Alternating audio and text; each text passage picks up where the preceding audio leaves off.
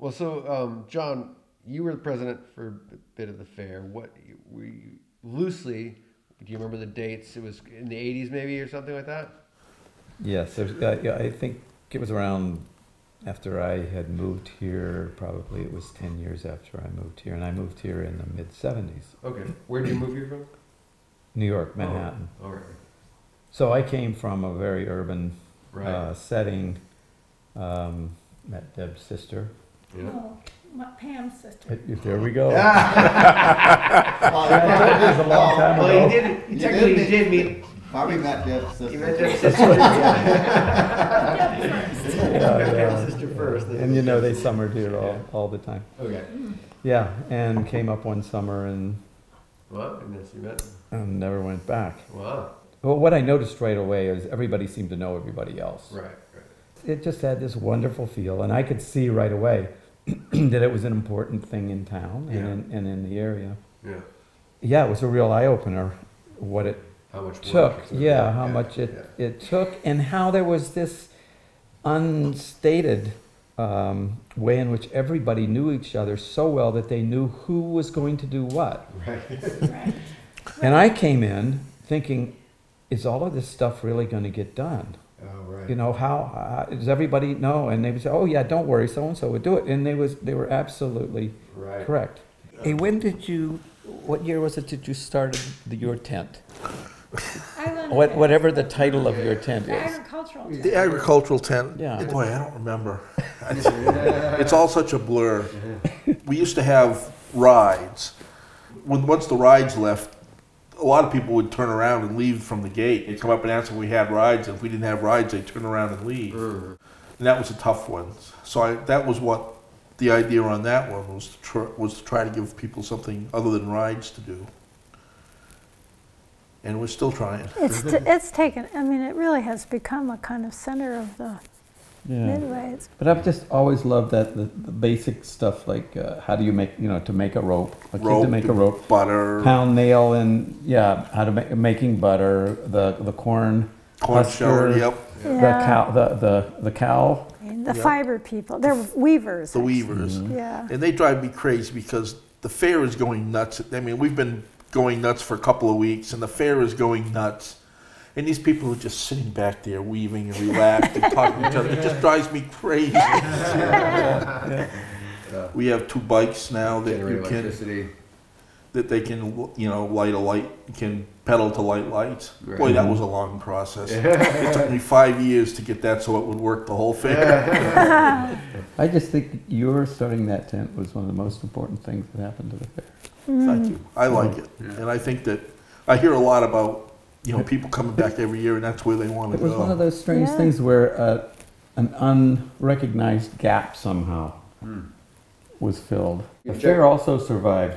Was that? Because he was the electrician. Yes, that's right. So you came in. So I joined because I loved the fair and I wanted to see it go. And so I just started going to the meetings. And then after a while I said to Bob, well, if you'll teach me how, I'll be the president. So we kind of did it together for a while. And we would meet before the meeting, remember, and plan the meetings. And then I took it on after that. But the membership by that time had dwindled down pretty low. I mean, we were the young folks, and we weren't that young. And so there was just one year when I looked around the table and there were maybe 8 people there, and probably half of them had just gotten out of the hospital or were going to have the knee replacement, or and I just said, we can't do this, can we, if we don't get some help? And there was this kind of sinking sigh, and you're right. Yeah. So we decided we were going to put the word out that if you wanted the fair to happen, show up on March 4th. Right. And see if anybody wanted to make it go. And 40 people came. 40 people came. 40 people showed up. And that's it, when I finally was feeling like I had done it long enough, I thought, who can I possibly give this to? And I asked, and I just thought, well, I'll just ask Justin. And he said, I've always wanted to be president. I guess I was wrong. Eureka!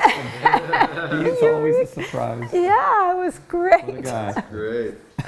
So I just want to think for a minute about the complexity of the fair. I mean, that's really worth, it's really fun to think of all the things that go on. I mean, you say, okay, so there's the ox draw and the horse draw. There used to be the gymkhana.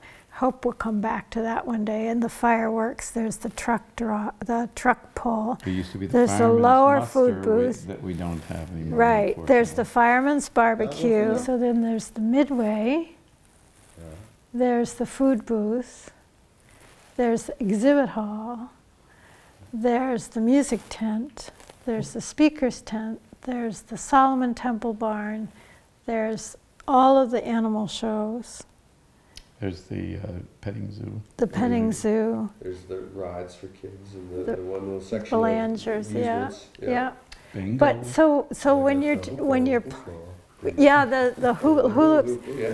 So when you're putting all that together, keeping it all in mind, it's just, it's huge, Oh, all yeah. the different little things. Yeah. And if people didn't have their little Although you domains, if you couldn't rely on Sheila to do the goats and Bradley and Shirley to do the sheep and Conrad to do the chickens and to know what they're doing and come back and do it year after year, it would be pretty tough. It's true. What always amazed me was how people came out from the woodwork the last week before the fair and for the fair. I mean, you'd wonder how all this stuff was ever going to get done, and it would. Yeah. The fair is a year-round business. Yeah. It really takes tending every single month of the year. But Heath has remained very simple and yet lovely. The whole town owns the fair. There's just no question about it.